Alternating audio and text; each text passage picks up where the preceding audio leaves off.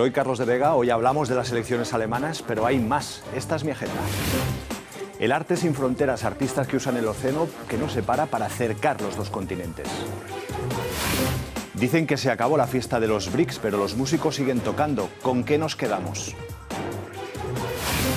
Aquí nos quedamos con Angie, 4 años más, hoy más que nunca la líder de Europa. Pol Rueda Leal, es verdad que es la líder de Europa, no nos queda duda, pero ¿afectará esto también a América Latina? Para mí es fundamental que en América Latina, desde el punto de vista de América Latina, que en Alemania se mantuviera esta estabilidad que Merkel representa.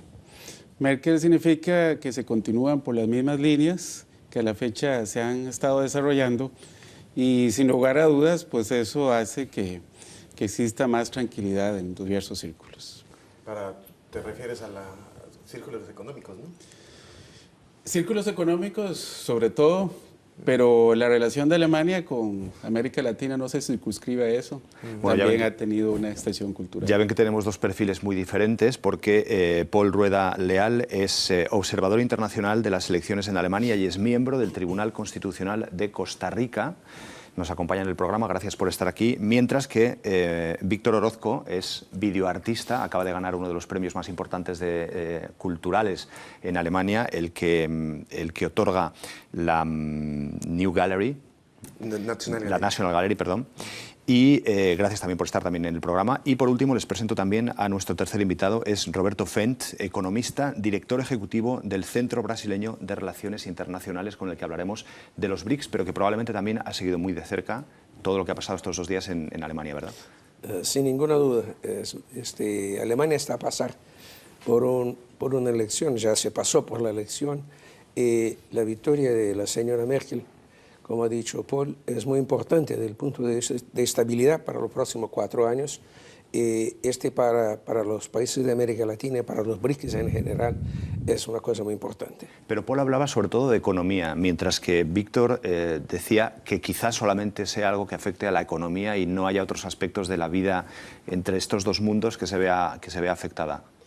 Pero yo creo que no solo la economía, sino que la señora Merkel hoy tiene un liderazgo sobre todos los aspectos también políticos, que en un mundo que no es más bipolar, sino que multipolar, el liderazgo de la señora Merkel en Europa es una característica muy importante, además de lo que dice o lo que hace en la economía. Víctor, no sé, miras con cara rara. No, yo soy muy escéptico. Lo siento, muchachos. Lo que pasa es que, bueno, también se puede ver desde el sistema moral, ¿no? Desde una perspectiva moral, y creo que lo que está sucediendo no está bien. Se está privilegiando la economía y no la situación de las personas, ¿no? Pero ella ganó con una margen muy grande. ¿En qué círculos, no? En los círculos de los electores. No, pero ya digo, internacionalmente, ¿no? Sí, pero fue electa por los alemanes solamente. Si se pone uno a pensar cómo la ven en España, cómo la ven en Grecia, cómo la ven en Portugal, no es una muy buena imagen, ¿no? Sí, pero por lo menos en España, y creo que también en Portugal. Hoy mismo está en el Financial Times el presidente de gobierno de España, el señor Rajoy, a decir que la recesión paró de empeorar, lo que en sus palabras indica que muy posiblemente España está en un camino muy largo, sin duda, de recuperación. Yo creo que lo mismo pasa en Portugal. Una parte de los problemas que tuvieron España, Portugal, Grecia, tuvo a ver con unas malas políticas del pasado que ahora están a corregirse con las políticas que se pusieron en los países en gran medida por el liderazgo de Alemania. Paul ha estado has tenido una visión privilegiada porque has venido como observador electoral, ¿no? Sí. No, aquí hay varios puntos que atender. Primero, esta era una elección propiamente de Alemania. Entonces, la imagen que tuviera la señora Merkel en unos u otros países era distinta desde el punto de vista, o tiene una significación distinta, evidentemente, desde el punto de vista de lo que los propios alemanes quieren para ellos mismos. Y ese margen tan alto que ella tuvo de aceptación significa que esa aceptación se dio incluso en diversas clases sociales, diversos sectores. Pero aparte de ese momento, efectivamente como observador, una de las cosas que a mí más me llamó la atención es el hecho de la confianza que se tiene aquí en una clase política que ha demostrado ser efectiva. Hay datos que tal vez no fueron bien explotados por la oposición, datos que establecen que la crisis podría llegar a Alemania si no es bien manejada en algún momento, pero el hecho es que en el momento propiamente electoral lo que yo sentí fue una especie de satisfacción o de tranquilidad. No que no se den críticas, no que exista algún tipo. Eso es genial porque aquí se pegan hasta con la cuchara y están todos juntos hermanados. Es parte de la democracia, ¿no? Eso es muy... Pero hay una confianza en el sistema. Y eso uno no lo siente necesariamente en otras latitudes. Dejarme que viajemos un poco a esa noche electoral que tú estuviste observando y que probablemente todos seguimos con mucho interés. Vamos a retrotraernos a hace apenas un par de días y ver un poco cómo se vivieron esos últimos momentos de la noche electoral y sobre todo cómo quedó al final el Parlamento alemán, que es el que finalmente decide quién va a ser el canciller o la canciller de este país, porque es un país en el que los alemanes lo que escogen es al Parlamento y son los parlamentarios los que deciden el gobierno. La llegada a la sede de la CDU la mañana después de las elecciones parece una marcha triunfal. Celebra una vez más un resultado que ha superado todas las expectativas del partido y de su presidenta, Angela Merkel. En la posterior conferencia de prensa, Merkel se mostró tan serena como de costumbre. No parecía muy apenada por la pérdida del socio de coalición, los liberales del FDP, que se quedaron fuera del Parlamento al no alcanzar el 5% de los votos. Los verdes y la izquierda no llegaron al 9%. La subida del Partido Socialdemócrata de Peer Steinbrück no alcanzó para hacer sombra a los conservadores. Aunque todo apunta a una gran coalición entre el bloque liderado por Merkel y los socialdemócratas, en las filas del SPD la alianza no goza de mucha aprobación. El futuro gobierno de Alemania, por ahora, sigue en el aire. Es curioso esta última frase, el futuro gobierno de Alemania sigue en el aire, porque en otros muchos países, con un voto tan masivo hacia el partido de Angela Merkel, sería suficiente, ¿no? Y sin embargo aquí el hecho de tener que buscar una coalición para lograr que en el Parlamento haya también una mayoría sólida, no deja de ser algo también peculiar, ¿no? En muchos otros países en lo que no hace falta. Pero da estabilidad, esos acuerdos tienen que ser firmados, se consiguen mayorías importantes y eso es una condición sine qua non para que exista gobernabilidad. La forma rápida de tomar decisiones. Vamos a ver con cuál partido se hace la coalición. Lo más probable es que sea con la socialdemocracia. Evidentemente, al principio pueden darse ciertas negociaciones que ameriten que ningún partido rápidamente acepte que está iniciando una coalición. Eso es normal, es parte de una estrategia.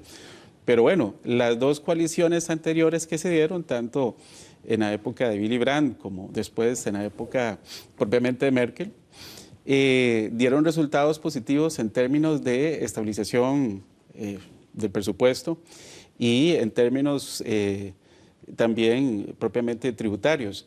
La duda aquí es política, porque sobre todo en la última ocasión no les fue nada bien al SPD con la coalición, tuvo una debacle electoral en el año 2009. Fue el que salió raspado al final, por eso le fue terrible después, ¿no? Ese es un tema que ellos tienen que meditar, ¿verdad? Y siguen lastrando todavía, ¿no? Sí.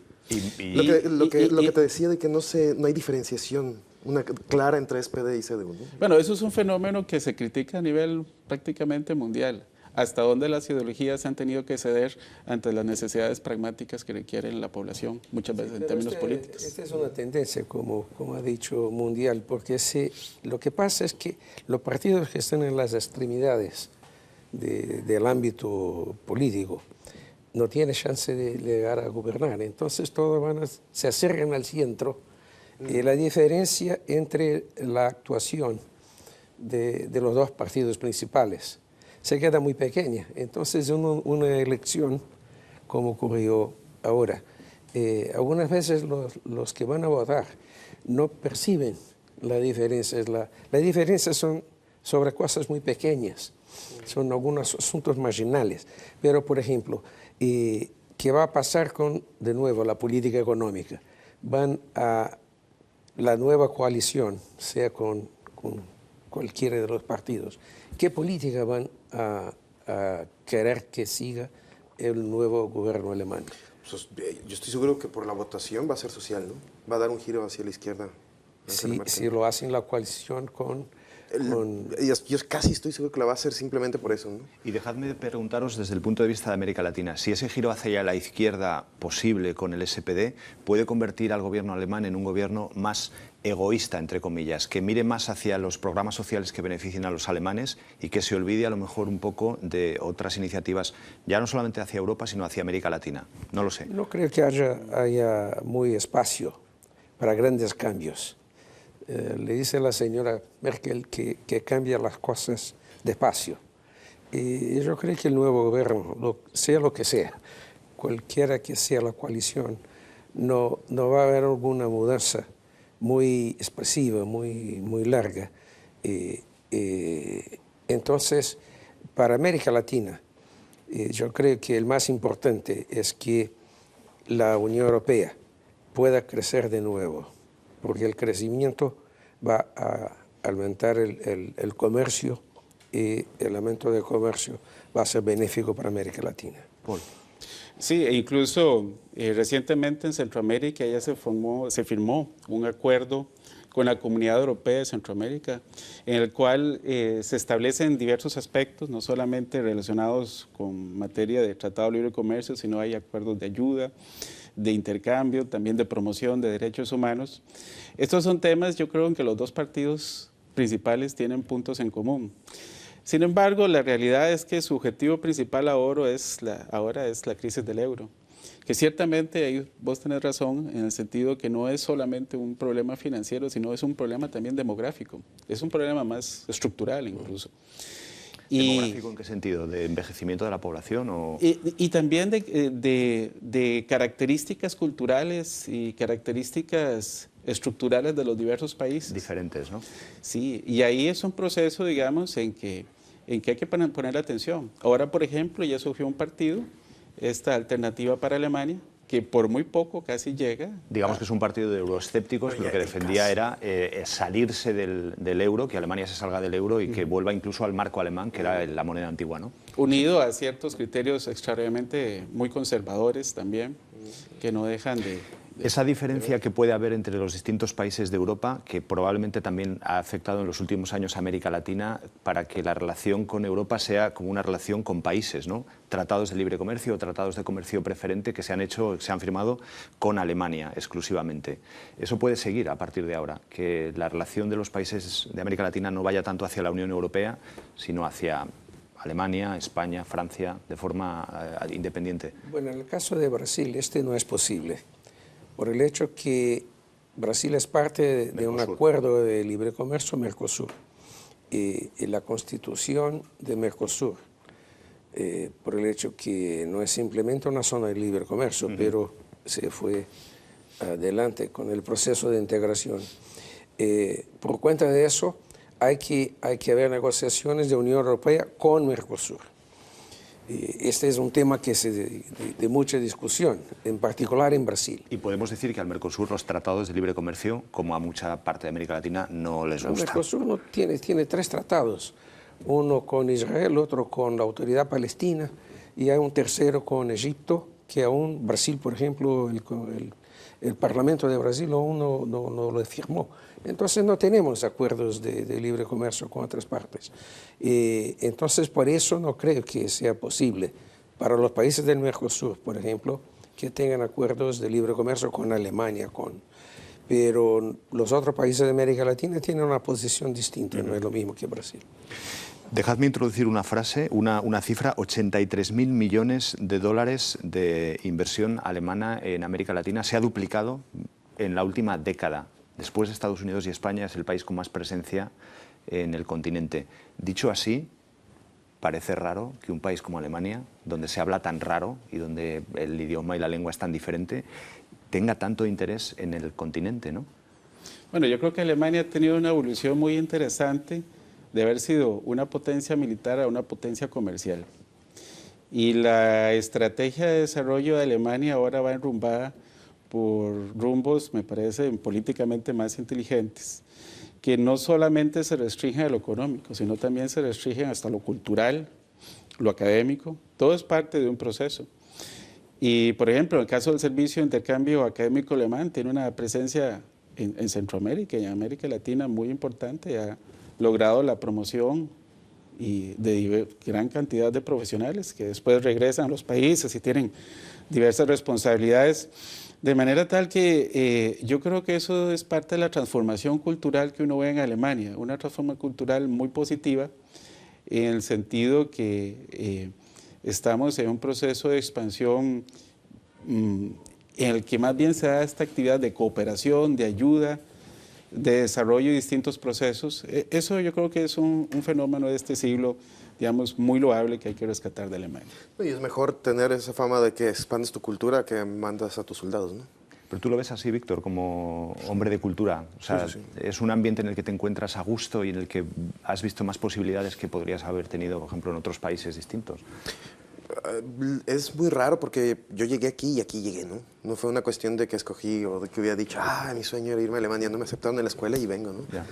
Entonces, todo este proceso ha sido de estar descubriendo aquí, ¿no?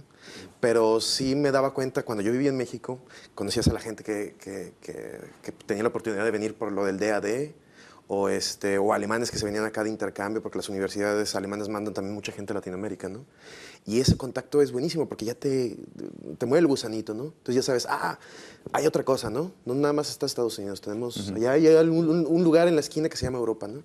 Y yo creo que es uno de los grandes problemas de Latinoamérica, que siempre están volteando para arriba, ¿no? Dejadme haceros una pregunta antes de cambiar un poco de tema. Tradicionalmente parece que se dice que España era la puerta de entrada hacia Europa de América Latina. Yo no sé si es mucho exagerar o mucho cambio, o a lo mejor no es cierto, que esa puerta haya girado un poco y ya no sea España, sino que sea Alemania.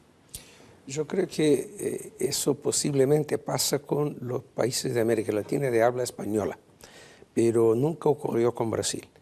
Brasil, no sé si por el tamaño de su economía y por el hecho que Brasil es un player en todos los mercados. Pasa que tenemos mucho más comercio con el norte de Europa que con el sur de Europa. Entonces no creo que así pase, pero me imagino que España fue, del punto de vista económico, siempre una puerta de acceso importante a algunos países de América Latina. Pero del punto de vista cultural, yo creo que España tiene una importancia mucho mayor que los otros países. Sin la menor duda, ¿no? España sigue teniendo un acercamiento histórico con toda América Latina sumamente importante, pero no se debe desconocer que la crisis que está viviendo España afecta también a estos procesos, de manera tal que el papel primordial que puede tener Alemania puede llevarnos a un doble rol, una doble puerta de entrada a Europa. Por un lado, cultural, manteniéndonos como España, y tal vez económico, cada día más fuerte la presencia de Alemania. Crisis en el sur de Europa y crisis quizás, no se sabe muy bien, ahora nos lo contará Roberto si es cierto o no, en uno de esos gigantes de los nuevos países, los BRICS, que llevan años empujando de la economía global, pero que parece que en los últimos 2-3 años están ralentizando un poco ese ritmo de crecimiento y asustando a todo el mundo sobre lo que puede ser el futuro. El término BRICS comenzó a ser usado por los economistas hace una década para referirse a las economías emergentes. A comienzos de 2006, los gobiernos de Brasil, Rusia, India y China comenzaron a mantener reuniones de alto nivel para cooperar activamente. Sudáfrica ingresó en el club en 2010. Aunque el poder económico de estos países sigue siendo enorme, sus tasas de crecimiento han caído del 9% hace 6 años a apenas el 5% actual. Los países emergentes aglutinan a más del 40% de la población mundial. Su gran diversidad hace que haya muchas diferencias que los separan.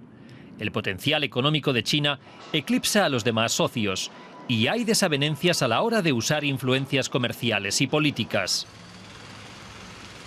¿Están los BRICS asentados sobre fuertes cimientos o forman parte de una enorme burbuja? Bueno, Roberto Fent es la persona que nos va a responder a esa pregunta porque es economista y es además el director ejecutivo del Centro Brasileño de Relaciones Internacionales. ¿Se acabó la fiesta o no? Me sorprendió que se ha dicho que los países que conforman el BRICS están a crecer solamente 5%. Ya, dicho desde aquí. El día que Estados Unidos, Europa y algunas otras grandes economías, como Japón, por ejemplo, van a crecer 5%. Sí, pero es que hace 2 años era el 9%. Bueno, más 5% es una tasa muy alta, considerando que aún los efectos de la crisis del 2008 aún no se disiparon. Entonces, lo que pasa es que hubo un cambio estructural muy fuerte con la crisis del año 2008. Tuvo una serie de aspectos. Un aspecto muy importante fue la política monetaria de Estados Unidos. No estoy a decir que lo hicieron malo. Yo creo que desde el punto de vista de Estados Unidos, al final la política fue buena, pero con eso se valorizaron todas las monedas de la mayoría de los países, incluso el euro de Europa, y ahora se revertió el proceso y están las monedas de muchos de los países, incluso de los BRICS, se devaluaren. Entonces es un periodo de inestabilidad que no creo que va a durar mucho, pero que es una transición. Se estaba en una situación, vamos a pasar a otra situación, y en el promedio se quedó con un crecimiento promedio de 5%, que yo creo que es muy alto por cualquier padrón que se quiera. Oh Dios, cómo sería bueno que Europa, Japón... Sí, pero bueno, es verdad que es un 5 que es muy elevado, pero es lo que sucede también con las empresas, ¿no? Que todos los años tienen beneficios, pero como el beneficio sea menor del que se esperaba, es un fracaso empresarial. Pero ¿sabes cuál es el problema? Que esa perspectiva de la economía es lo que nos tiene como nos tiene ahora, ¿no? Más, ¿no? En vez de ver cómo puedes conseguir estabilidad social, ¿no? Entonces, no, más billete. Sí, pasa que el crecimiento es muy importante para la estabilidad social, porque es muy difícil haber estabilidad social en medio de la pobreza. Hay que crecer, no sea por otra razón, para reducir la inequalidad que hay en una gran cantidad de países en el sur. Pero sería una buena pregunta. ¿En el BRIC se ha podido quitar esas diferencias sociales? Mucho. En particular, voy a decirle que 2 países hicieron un progreso increíble en esta área. Uno fue China. La cantidad de gente que salió de abajo de la línea de la pobreza para arriba de la línea de la pobreza es increíble. Y el otro país es Brasil. Tuvimos una mejoría muy amplia en la distribución de renta y en el número de personas que estaban por abajo de la línea de la pobreza. Pero en otras partes el suceso no fue tan bueno. Por ejemplo, África del Sur, creo que en India hubo progreso, pero en Rusia, por ejemplo, no estoy tan seguro. Paul, déjame introducir, porque hablamos de los BRICS, que es verdad que es un grupo muy reducido de 5 países, pero teniendo aquí a Paul, es también... Hay países más pequeños que no están dentro de esa categoría, como Costa Rica, que están también haciendo avances, ¿verdad? Que de forma paralela están siguiendo hacia ese crecimiento más sostenible de la economía. Sí, sin embargo, todos estos países pequeños, incluyendo Costa Rica, son economías muy dependientes. Y en efecto, las decisiones que se tomen a nivel de Estados Unidos y a nivel de la Unión Europea, de una u otra manera nos van a afectar. Yo comparto aquí el criterio que se ha sostenido en el sentido que las diversas medidas económicas que tomen los diversos gobiernos tienen que estar orientadas a 2 cosas que prácticamente tienen que ir de la mano. Crecimiento económico con una adecuada distribución social de la riqueza. Ambos aspectos son fundamentales y a esto habría que añadirle la variante ambiental, que no deja de ser relevante si nosotros queremos pensar en un desarrollo más sostenible en nuestros países. ¿Te refieres a lo que pasa también en los otros países, cómo influyen? Sí, porque dependiente, el caso de Brasil es una posición diferente, es un poder económico, digamos, una potencia mundial económica. Los países más pequeños como Costa Rica y en general los países de Centroamérica, en ese caso su política económica es más dependiente, compiten en una esfera diferente, si se quiere a veces hasta más estratégica que como lo hace por supuesto Brasil. No, porque yo lo que quería preguntar, por ejemplo, como Brasil, ¿no? El caso de Brasil, que se ve que es, obviamente en industria está más avanzado que México, viendo yo desde la perspectiva mexicana, ¿no? Pero te das cuenta de lo que pasó este año con todas las protestas sociales, que la gente salió a la calle, ahí algo anda mal. Es que la gente descubrió una nueva forma de vida. Pasa que la Internet está a cambiar todo el Pero mundo. la culpa no es de Internet, ¿no? No, no es la culpa, sino la movilización. Lo que pasa es que los vehículos de comunicación tradicionales no les daban a las personas una capacidad de organizarse por ellas mismas. No, por ejemplo, el caso de Brasil. Las manifestaciones que tuvimos fueron contra la corrupción, contra los malos servicios públicos. Tenemos una carga tributaria de casi 40% del PBI, con servicios muy malos.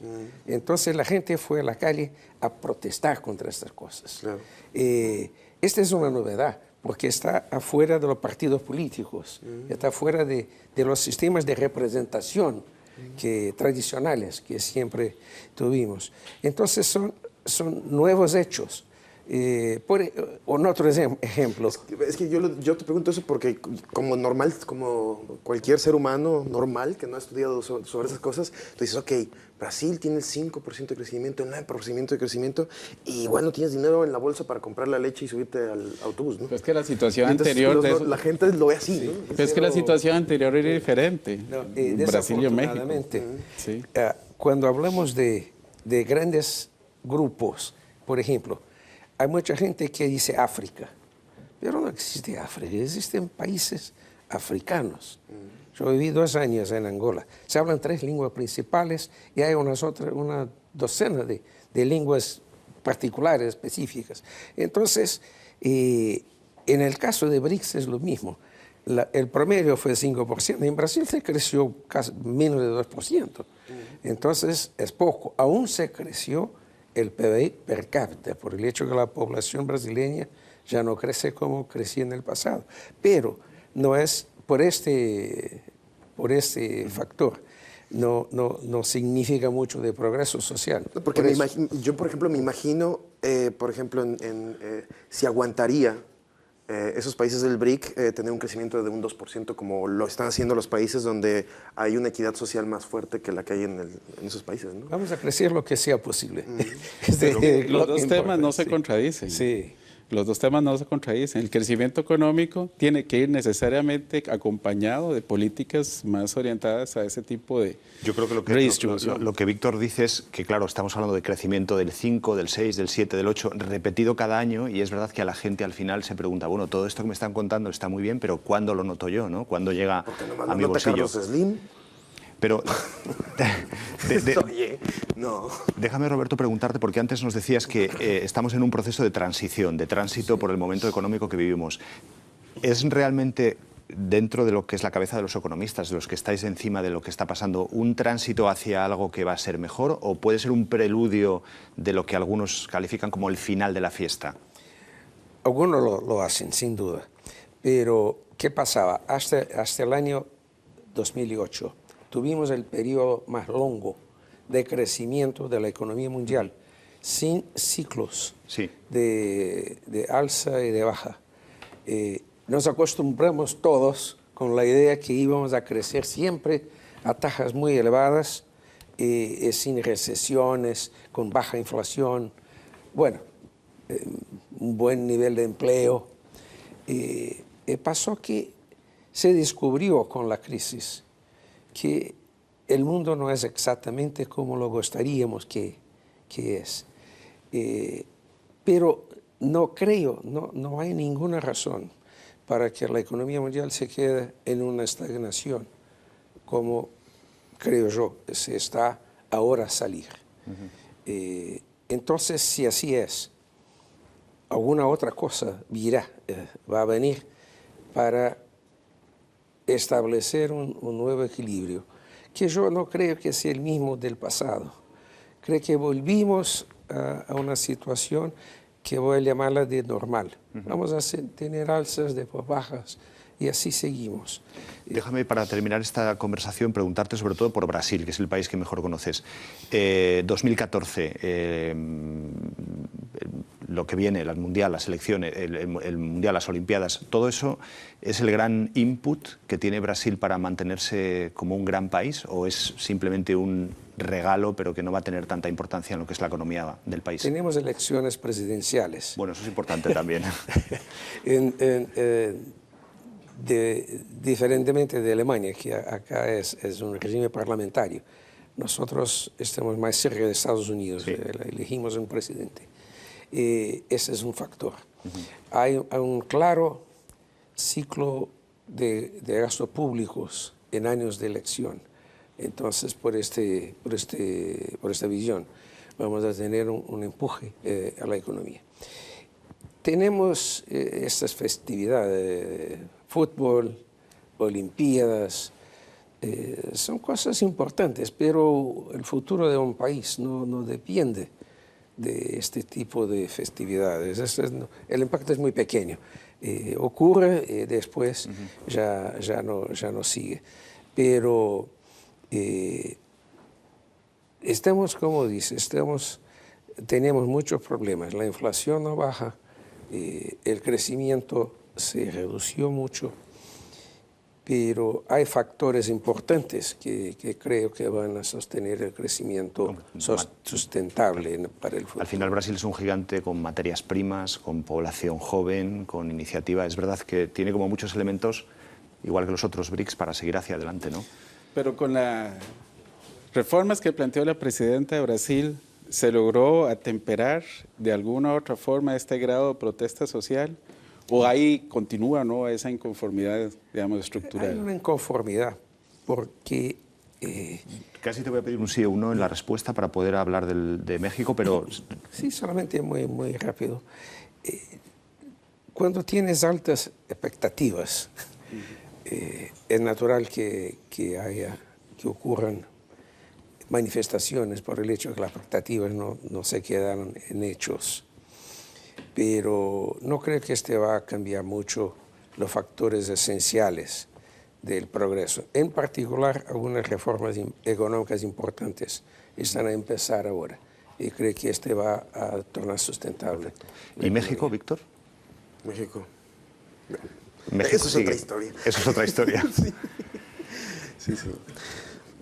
No sé, es el problema que tiene ahora México, parece ser, que obviamente no soy un gran conocedor del tema, pero parece ser que económicamente está estable el asunto. El problema de México ahora es institucional, ¿no? Las instituciones no están funcionando. El gobierno, las policías, los jueces, todo está hecho pedazo, está corrupto, la gente no cree en las instituciones, las instituciones no creen en la gente. Hay un problema ahí muy fuerte social, ¿no? Más que económico. En México el problema es social, ¿no? Y el problema educativo también es bien importante en México. Los salarios, me han dicho los docentes, realmente no alcanzan para lo mínimo. Y de ahí esa gran discusión que ahora se está... Hay un tema también que nos llama... No, y las mafias sindicales de los maestros, ¿no?, que es fuertísimas en Y luego un México, asunto que nos llama mucho la atención desde fuera de México, que probablemente en México mucha gente estará cansada también de que sea la proyección que se hace del país, que es el asunto de la violencia, ¿no?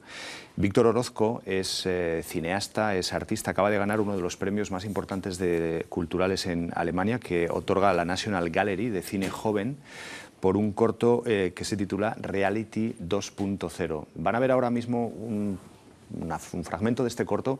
Cuenta un poco la realidad de México desde el punto de vista de su autor. Una persona que además nos va a contar ahora tiene la peculiaridad de que vive desde hace tiempo en Alemania, aunque su obra cuenta lo que es su país. 2 de julio de 2006. En México se celebran elecciones presidenciales. El resultado: 2 presidentes de México. Estos, enfermos de euforia bélica, deciden atacar para legitimar sus gobiernos. Uno decidió declarar la guerra al narcotráfico, el otro a la oligarquía. Los dos estaban muy motivados, pero igualmente los dos carecían de una estrategia exitosa.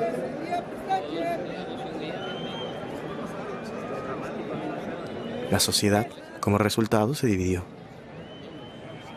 Los empresarios, la prensa, los políticos y los carteles del narcotráfico. Pero con estos últimos fue literalmente. Ahora, Los narcos suben a YouTube videos donde interrogan, torturan y ejecutan rehenes. En esta guerra mediática, el narco expresa sus sentimientos y su moral, y han desarrollado su propia estética del horror. Con esto, retratan por internet su realidad inobjetable. Esa realidad que yo creo que ya existe como tú la cuentas, ¿verdad? No es una cuestión de ficción o de que haya habido un acto fantástico que haya cambiado el destino de México, sino que eso es el día a día de México en ese ámbito, ¿verdad? Pues parecería que sí es ficción, ¿no? Porque hay un libro de Roberto Bolaños, que es el 266, ¿no? 2666, que habla acerca de esa violencia, ¿no? Y es una construcción fictiva, ¿no? Y lo más increíble es que esa construcción fictiva es real. Uh-huh. Es que lo que es ficción se transformó en el libro, se transforma en realidad, ¿no? Hay una cosa que me llama mucho la atención del corto, que cuando llegas a Alemania, vives en Hamburgo, ¿verdad?, desde hace unos años, te parece un país exótico, que es un adjetivo que nosotros utilizamos realmente cuando vas a un país exótico, y que Alemania sea un país exótico para alguien que viene de México, yo creo que merece una explicación, cuanto menos. Ya, no, es que había muchísimas cosas raras, ¿no? Me acuerdo, lo primero que llegué, voy al parque y aparecen conejos en el parque. Eso pasa en México y se los come la gente, ¿no? Yo un conejo me lo echo y para el plato, ¿no? Y eso, una calle especial para bicicletas cuando a veces en algunas ciudades de nuestros países no hay ni siquiera banqueta para los humanos, ¿no? Y aquí las bicis tienen su propia calle, ¿no? Y de hecho eso es exotismo. Terminas el corto diciendo que no es que sea exótico, sino que crees que México es un país surrealista donde los conejos se han transformado en ratas. Eso sí, el sol brilla más bonito que en ningún otro sitio, aunque solo dices sirve para que los cadáveres se pudran con más rapidez, ¿no? O sea, como realmente crónica negra de la realidad mexicana, siempre hablando de este aspecto de la realidad de México, que por supuesto es mucho más compleja, ¿no? No, es que no puedes decir es blanco o negro, ¿no? Realmente es un país muy hermoso, con muchas cosas muy, muy, muy buenas, pero también es un infierno, ¿no? A veces. Y es tan intenso en las dos partes, me refiero a la belleza y a lo infernal que puede llegar a ser, ¿no? Pero yo creo que, no sé, voy a preguntarle. Yo estuve en México algunas veces. Me pareció que hubo un gran progreso. Verdad es que cuando vas a un país en que no vives, yo creo que en mucha gente hay una tendencia a ver las cosas buenas y no ver las cosas malas. Pero a mí me pareció, estuvo hace un mes en Colombia, me pareció un progreso increíble. Entonces me pregunto si muchas veces no miremos con mucha atención a las cosas malas porque queremos cambiarlas, pero no damos la misma atención a las cosas buenas que ocurrieron porque estamos a mirar las malas para cambiarlas. Yeah. Yo creo que es súper importante en cualquier sociedad ser crítico, ¿no? Si la gente está pasiva y dice, no, pues todo funciona, todo está bien, pues no pasa nada, ¿no? Y muchas veces, o por lo menos a mí, yo vengo de Guadalajara, ¿no? Y la sociedad de Guadalajara es muy pasiva, ¿no? Hubo un gobernador y ha hecho lo que quiso, desaparecieron millones y millones de pesos y nadie hace nada, y el que viene ahora tampoco no hace nada. Y puede que el tipo no se los haya llevado, ¿no? Pero existe la duda y nadie le aclara. Entonces, ¿qué es lo que pasa? La sociedad no cree en ellos. Y ellos no creen nada. Y es ese proceso del que estamos hablando, ¿no? Esa destrucción, ¿no? De esa confianza. Pero puede ser uno que con el nuevo gobierno se está dando algún tipo de proceso de cambio, ahora con la reforma educativa, la reforma energética. Claro. Es increíble lo que pasó, ¿no? Fueron 6 años de Calderón y se armó el infierno, ¿no? Obviamente, una de mis tesis es que ese infierno lo armó Calderón como una manera de legitimarse para poder reivindicar su gobierno en contra de López Obrador. López Obrador sale a las calles y dice, no, yo soy el presidente. Los dos toman posición al mismo tiempo, ¿no? Nada más que López Obrador lo hizo en el Zócalo con millones de gentes y Felipe Calderón lo tuvo que hacer en un congreso donde se aventaban las sillas en la cabeza y fue todo un escándalo, ¿no? Y Víctor, dime una cosa, desde que estás en Alemania, ¿cómo logras esa inspiración para tu obra para transmitir lo que es la realidad mexicana o tu país? Es decir, ¿la distancia te ayuda o la distancia te está haciendo perder tus raíces? No, la distancia es genial porque estoy afuera, ¿no? Es como que estás adentro de tu casa, te subes a la azotea y luego ves qué está pasando todo abajo, ¿no? ¡Pam, pum, pum! Todo el desastre ahí.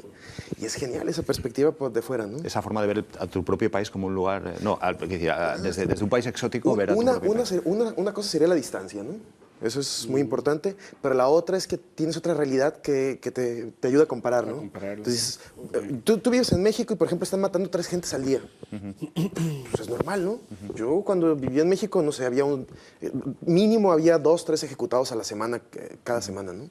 Y era normal. Estamos acabando el programa y me gustaría preguntarte si crees que tiene algún significado el hecho de que tú hayas ganado este premio, que haya también otra artista mexicana, Mariana Castillo, que haya ganado el premio igual.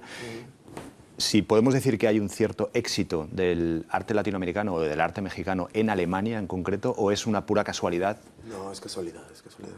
Sí, o sea, hay gente también de toda Sudamérica aquí trabajando, ¿no? Artistas, españoles, muchísimo español que se viene aquí a trabajar. Entonces, realmente en este caso fue una casualidad, ¿no? Nos tocó a nosotros dos, estábamos en la constelación. Todo funciona por constelaciones, ¿no? Estabas en el punto correcto, a alguien le gustó esto, pam, pam, y de repente aterrizas ahí. Pero yo os lo pregunto a los tres ya, estamos a un minuto de acabar y probablemente tengamos que cortar la conversación en cualquier momento. Al final son como mundos muy distintos, ¿no? Yo no sé si el arte de América Latina, el arte entendido en el norte de Europa, si se entiende realmente bien, si se interpreta como algo exótico o si hay una comprensión de lo que tú quieres transmitir también dentro del público alemán, ¿no? Que es como tan distinto. Funciona especialmente aquí en Alemania porque nosotros tomamos el rol de traductores. Entonces venimos de la cultura latinoamericana y vivimos aquí. Entonces eso nos da una posición de traductores, de poder decir, mira, así es allá, pero como nosotros hablamos tu idioma, te lo puedo explicar. Entonces realmente ha sido el papel, yo creo que la mayoría de los artistas latinoamericanos o del mundo que viven en Europa toman, ¿no? Víctor Orozco, vamos a terminar ya. Artista, ganador de este premio de la National Gallery. Muchas gracias. Roberto Fent, director ejecutivo del Centro Brasileño de Relaciones Internacionales. Y Paul Rueda Leal, miembro del Tribunal Constitucional de Costa Rica y observador de las elecciones alemanas. Gracias a los tres por estar aquí. Ha sido apasionante, muy entretenido. Gracias también a ustedes por seguirnos. Si quieren seguir viendo el programa, lo pueden hacer en nuestra página web. Escríbanos en Twitter y estamos también en Facebook. Yo vuelvo la semana que viene con otra página de mi agenda. Oye, gracias.